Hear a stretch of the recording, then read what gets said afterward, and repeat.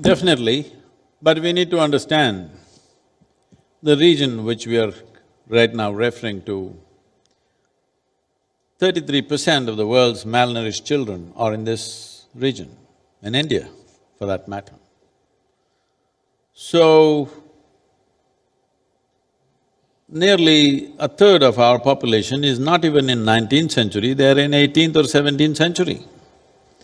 So when they're in that place, we talking about 21st century as if everybody has gotten there is not fair.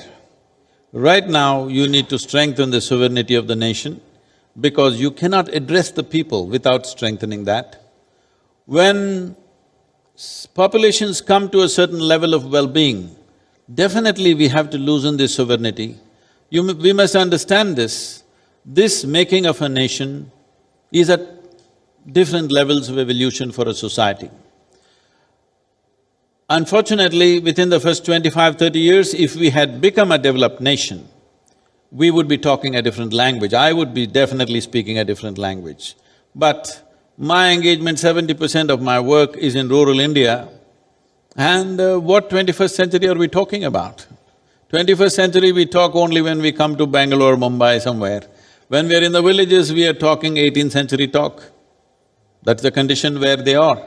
So, somewhere, if we are not able to take 100% of the nation's population at once, but little upgradation of at least basic nourishment must happen before we talk about bigger ideas of loosening the borders.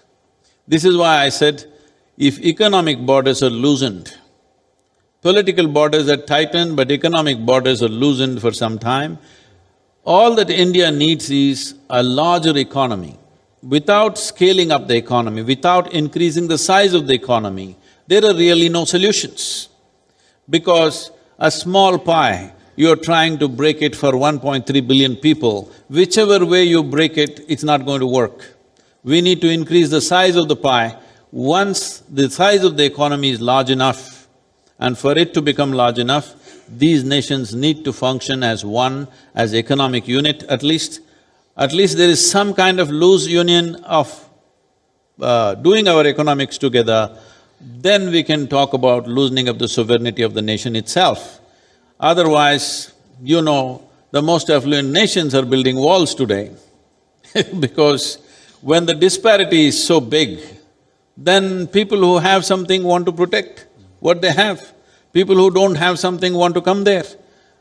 Right now, the biggest problem in the world, which we are trying to address through certain processes is, it is estimated in the next a decade or decade and a half, over 1.5 to 2 billion people will migrate.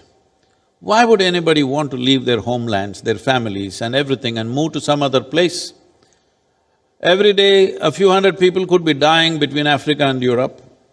Media doesn't report it in a very controlled way. But maybe they will report the dead.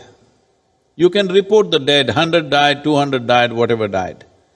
But can anybody report the suffering that the living are going through? Those men and women dragging their children and small possessions and going away from their homeland, that suffering, who is going to report it? Who is going to ever understand that suffering? So this migration has to stop means, we are looking right now, trying to move with the United Nations and a few other agencies as to how we can spread the world's investment into impoverished societies so that business could be done in a different way. So if we don't do this within the country, and India is a world by itself, with 1.3 billion people, it's a world by itself. If we don't move people upward in economic terms, talking about loosening the boundaries at this time won't work. First of all, India, Bangladesh, Pakistan, Nepal, Sri Lanka, reasonably, if they're economically in some kind of similarity, then opening up the borders will work. Otherwise, when the disparity is too heavy, if you open it up, there'll be chaos and inevitable conflict. And just a thought, by the way, technology is changing every day. There's word that YouTube, Twitter and Facebook might merge, except we'd end up with You-Twit-Face. So that might not be so good. Sadhguruji, thank you so much for taking so many great questions. Thank you very much, sir.